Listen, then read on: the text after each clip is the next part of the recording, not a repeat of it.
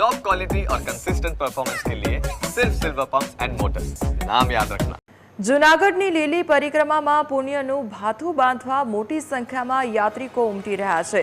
આજે લીલી પરિક્રમાનો છેલ્લો દિવસ છે, ત્યારે 3 દિવસમાં 6.25 લાખથી વધુ યાત્રિકોએ પરિક્રમા કરી છે।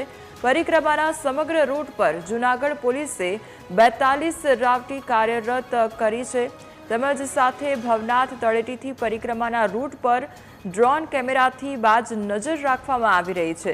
ત્યારે સમગ્ર રૂટ પર યાત્રિકોની મદદ માટે પોલીસનું સતત પેટ્રોલિંગ ચાલુ છે।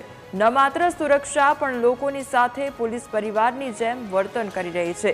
યાત્રિકો સાથે પોલીસકર્મી દુહાછંદ સાથે મનોરંજનની પળો પણ માણી રહ્યા છે।